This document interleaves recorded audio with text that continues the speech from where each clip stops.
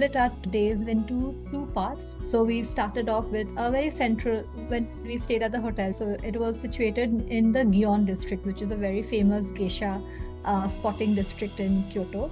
And from there, a lot of the attractions around that place is very easily accessible, especially if you want to walk out at night and see the quiet, empty streets free of crowd and then experience the lanes and take your shots and your photos. So that was really great. And so what we did, we went to see the Gion district, but it was late. So we did that. Like we went out late at night, but all the shops are shut. So you just experience the lanes, the empty lanes, that's it. So the next month, we went to the famous Kinkakuji temple, which is the golden temple of Japan. And it's beautiful, it's situated in the middle of a lake, surrounded by greenery and like layers of gold.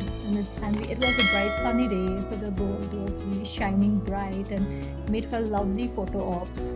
And then basically from there, we spent the day walking around, admiring the temple. And then we went to nearby another temple called Ryonji Temple.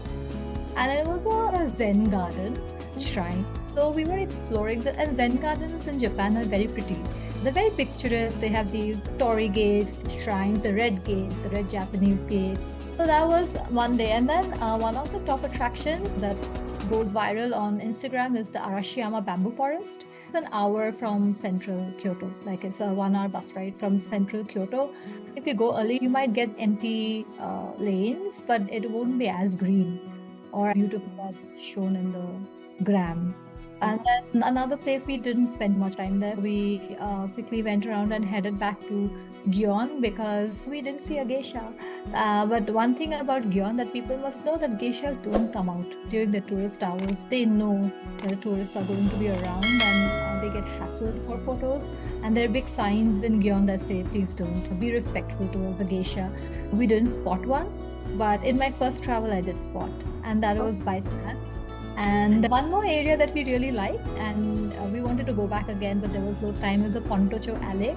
So this alley is it's a very small, dark alleys filled with these local bars and local restaurants. So basically, the Japanese businessmen would gather there, and there are still some establishments that only have them. If you peek through a window, you'll see suited Japanese businessmen are sitting, drinking, and having discussions or whatever, and they don't really encourage tourists. So yeah, we were peeking and it looked fun. Like it was like a smoking room. They were having their cigars and it was straight like out of a movie. These lanes are quite narrow and filled with a lot of shops. So you just walk into any one of them where you find an English menu and then you go and sit and have dinner. So it was Christmas Eve or Christmas Day when we went to Pontocho and we zeroed in on a restaurant. It turned out to be jackpot because we had beef stew and we had yakitoris, which are just meat skewers, and then we had pork dumplings, omelets, and hot sake. It was memorable. Yeah, I think, and then one of the star attractions of Kyoto, and I insisted on visiting it again, was Fushimi Inari Shrine. Now, this is one of the most revered shrines in Japan, and if you've seen the reels or the videos of these thousands of red torii gates, people walking through them, taking photos. So that's the one. They have some 12,000 torii gates leading up to the top of the place, which is the main shrine area. And it's headed by the god of rice and sake. So people go all the way to the top to pay their respects to the god. And in the process, the trek is amazing because you walk through these red gates. And one of the most, I think, famous temples, the Kiyomizu-dera temple, is we headed after that heavy breakfast to Kiyomizu-dera temple. So it's a temple that you see, it's top of a hill, and it means pure water. So it was built by a monk at a place where there was a waterfall. So people go there for the view, for sure, and for drink. So there are these 3 outlets of water, one for each, symbolizing love, success, and longevity. So you drink from one of those and bless yourself, I think.